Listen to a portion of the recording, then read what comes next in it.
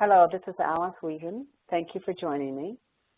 And the subject of today's webinar is going to be about that elusive trait that a lot of people have and that a lot of us wish we had more of. That trait is called charisma. And charisma is something that helps us glide through life with the ability to tap into the good graces of others. And when I say tap into the good graces of others, it means that we're able to give and take, that we're received well, that we're listened to, and that other people create the time and energy and space for us to be in their lives. A person with charisma at the board meeting is listened to, and their opinions are sought out and they're listened, given credence. I grew up in northern Newfoundland in a very small community, and it was interesting because there were a few community leaders, even in that small town, that had charisma, and they weren't rich, and they certainly weren't well educated, maybe grade 3 or 4. This is, people that be 120 if they live now, but they had great influence, and so I watched them, and I learned from them. And then when I left that town, I went to St. John's and met someone, and his friends and family there were quite wealthy. And so I was invited to a dinner. And during the dinner party, I went to the kitchen to rinse out my wine glass, and I dropped it in the sink and it broke. And I was trying to gather up the pieces when the host came, and she said, "Oh, don't worry." And she scooped the entire shards of glass into the carburetor, turned it on, and looked at me and said, "You see, this is how we clean the carburetor, and so it's a good thing that you broke the glass." And what that did is, well, first of all, I really did think for years that that's how carburetors got cleaned. But more importantly, what I realized at that moment is that she was willing to overlook this beautiful crystal glass from being broken in order to set me at ease. This is a woman who had lots and lots of grace, equanimity, and charisma.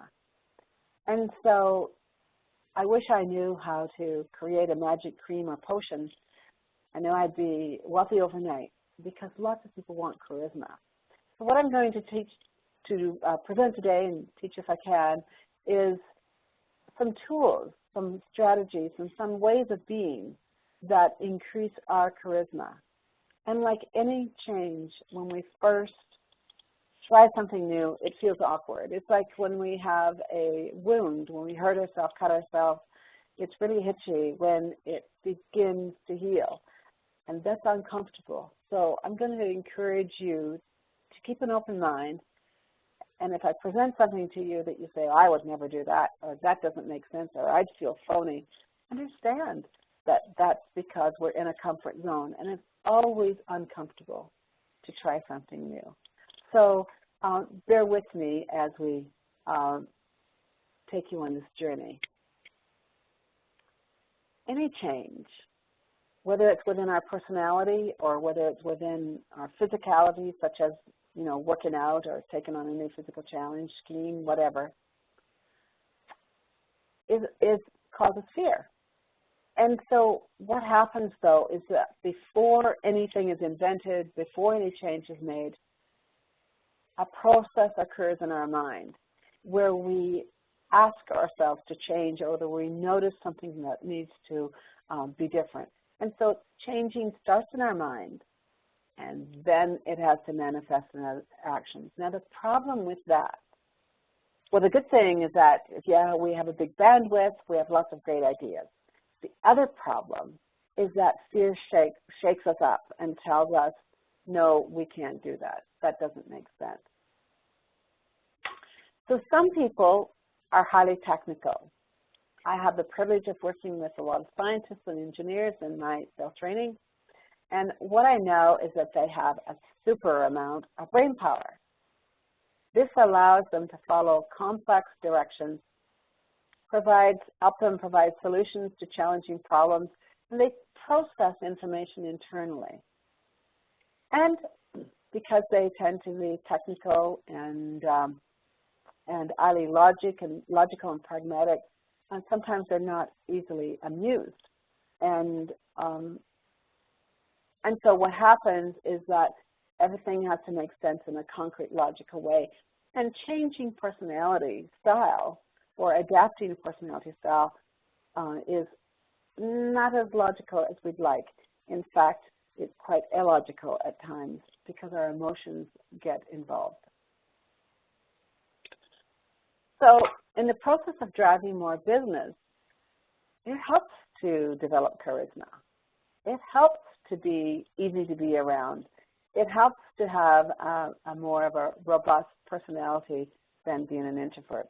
Although it's easy also to make a decision that, okay, I'm an introvert, so there's no point in trying. And that's not true. I've worked with some highly analytical people who maintained their analytical personality and behavioral style but became selling machines. In fact, I worked with an engineer from Winnipeg who said, you know, that he had a personality as flat as a tabletop. Well, this gentleman became a selling machine, as I said. So a big brain, although a big brain is not necessarily the ideal, sometimes the ideal for driving business, it should not be an impediment to also developing lots of charisma. Then there are the social butterflies. They are the external personality. They have a quick, warm smile. They have a quick, strong, engaging handshake. They have body language that's open and receptive. And most important, they know how to ask questions about the other person. You see, you can be a complete introvert. If you're willing to ask questions about the other person, then the other person will see you as charismatic. And they could be extremely, you know, personal questions such as, where did you grow up? Are you from a big family? Do you ever go home to visit them? And it could be, you know, if you had to press a button and choose where you'd like to be in 5 years from now, where would it be? Now, the important thing is that when you ask a question, to stop and wait and give the other person time to answer. An analytical person especially needs time, whereas a highly emotive person might begin talking and actually talk while they think. And so the analytical person, someone who is not open and expressive and flout their personality, they might think that to become more open and receiving is to fake their charisma. And yeah, it will feel like that. But think about the outcome. Nothing is easy for great change. Yeah, whenever we make a change, it always feels like we're trying on a new pair of shoes and the shoes are uncomfortable. It's not about faking charisma, it's about being insincere. So if we have a sincere desire to get to know another person, well then the questions will show that you are sincere. But if you have an insincere desire, you'll ask the questions and then really not wait to listen to the answer or become distracted. There's a poem that was found in a medieval church many, many decades ago, and the title of it is called Desiderata, and it says that we should never be snobbish or feel superior to anyone because we will always find someone who is smarter and better than we are, and we'll always find someone who is not as smart and not as capable as we are.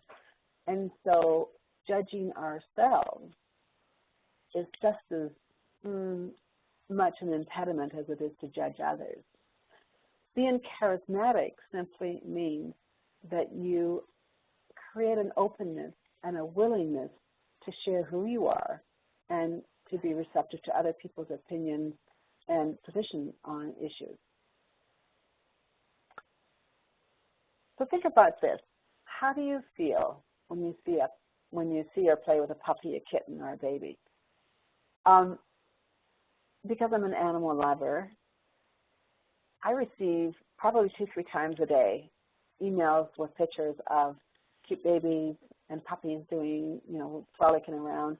Or I received one yesterday of a little baby, but a year old, staring out the window, and next to the baby was this great big giant dog also staring out the window. And what happened is that it felt nice, it felt good. And so charismatic people feel that same way about people. It doesn't mean, though, that they have to be the life of the party. It means that they show up and they look for ways in which they can make a difference. They look for ways to tune in to someone else and to be able to speak in a language that will inspire. Now, a really charismatic person, and I'm thinking right now of Martin Luther King. Martin Luther King had the ability to do 3 things. He had the ability to educate. He had the ability to inspire. And he had the ability to challenge. And so those are the top 3 attributes of the really charismatic people that you meet and that inspire you. And think of the politicians that we vote for. We vote for politicians that inspire us, that challenge us to go for a better country, a better economy, but they educate us as well along the way. Napoleon Hill said, "As it is within, so it is without." But you know what? I have a different opinion. I don't necessarily believe that. What I know for sure is that as it is without, oftentimes it is within. There's an expression called act as if. And when I left Northern Newfoundland, I probably only had 150 to 300 words in my vocabulary, and most of them I said wrong. But when I spent my time in the great big giant city of St. John's, and I had the opportunity to associate with people who had much more sophistication and were well-traveled, what I did was I just noticed what they did, and I emulated that. And oftentimes I felt uncomfortable, but I did what they did. When I sat down for formal dinner, I watched what the other people were doing. And so fairly soon that became rather my way of being. And it was uncomfortable, and I did feel phony, but so what? I had a goal in mind. I wanted to fit in. And not because I was a snob, but simply because I wanted to enrich myself. I didn't want to be the same way as I always had been or tread the same path. I wanted to have various options. Now, listen, I can still sit down with a great big pile of lobster and dig in with my hands and, and enjoy the feast. But I can also attend a fine dinner and feel comfortable and engage with the people on my left and on my right. One of my favorite questions to ask is, tell me all about yourself and don't leave a thing out. And you know what? I've never had one person tell me to stop being nosy. So in order for you to be charisma, in order for any of us to be charismatic, it requires some different thinking. It requires some uplifted or up-leveled thinking, and that is to certainly not criticize yourself. Because 2 slides earlier we said as within, as without, it's pretty hard to criticize ourselves and not be a critical person to others as well. And so when I say tinker with your thoughts, what I'll share with you is one thing that I said to myself over and over again was, I'm doing the best I can for today, and that's good enough. That's forgiveness. That's self-forgiveness. And so many people are critical, much more critical about themselves than they are to others. So my invitation to you is to use that same mantra. I'm doing the best I can for today, and that's good enough. Yes, our minds are powerful. And so we can use the power of our minds to keep us stuck, to have those thoughts that tell us that we shouldn't just barge into that group of people, that we don't have anything to offer. But guess what? The great story, the great scenario begins in your mind. If you want to be inspired, one of the things I've done is I love to read biographies or autobiographies. And one of my favorite, of course, is Walt Disney. And another one is of Winston Churchill. I was shocked to find out that he lost the election more than once before he became Prime Minister. Abraham Lincoln, the same thing. And, of course, one of my favorites of all biographies was of Lady Astor. She was elected as a member of Parliament in Britain in 1921, I believe, in a steel-working, coal mining area of England, and she was an American divorcee. So she was the first woman member of Parliament, and she was a foreigner and a divorced foreigner, which was scandalous at that time. And her biography is fascinating because she, too, really didn't think that she deserved to be a politician and to be elected. But, she fought a battle. She said, on one hand, her mind would tell her that she shouldn't be doing this, and on the other hand, she would convince herself that she should and that she could. And so when I want to change, it's the first thing I look for is who has done what I've done, what I want to do, who's done it before, what did they do, what was their attitude, whose help did they seek out. And, if she could do it, I could do it. If anyone can do it, then the other person can as well. One of the things that hampers us from changing is perfectionism. And perfectionism, I believe, is a crime against success. We don't really take failing very easily in this culture. We're not encouraged to fail. For one thing, we're told as children, if a job is worth doing, it's worth doing right. And nothing could be further from the truth. It's impossible to take any step and do anything and do it perfectly the first time. And so my suggestion, and what I like to say, is that I am a perfectly imperfect human woman. And as such, I learn and grow instead of starting out as an expert the very first time. I take a chance or I take a step. And so the idea is if you can become someone who will test and modify, you will take that first step and then you'll test and modify. You'll take the next step and you'll test and modify. And that's how inventions are brought to the marketplace. That's how new drugs are brought to the marketplace. That's how new procedures are taken to the marketplace. I started out as a nurse, as a cardiac surgery nurse. And after surgery, there was always a debrief. And I don't recall ever anyone saying that went perfectly. I do recall people saying, the physician saying it went well, but I don't recall anyone saying it did perfectly. And clearly, cardiac surgery has changed a lot in 30 years as a result of testing and modifying and doing it, trying and improving again and again.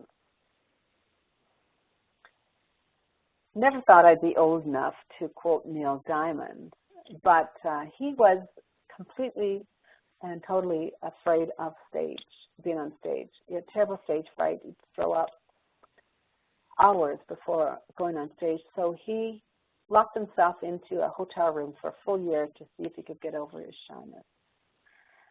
And so what he did is that he found out that it didn't work.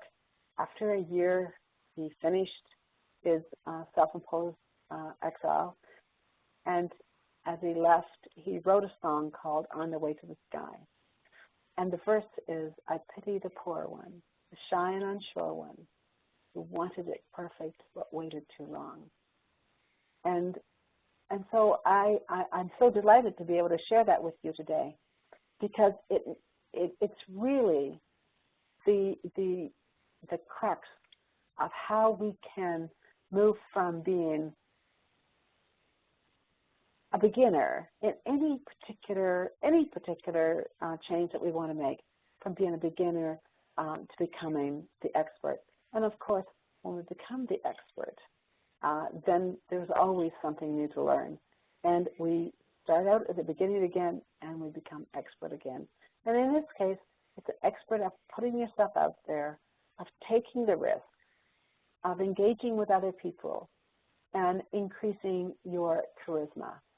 There's lots of good work written about emotional intelligence, and I've left this slide, leave you with this slide here, the Charisma Coach. And I want you to notice that there is an error in this. It's the Charisma A Coach. And so did I do this deliberately so that you could see how imperfect I am?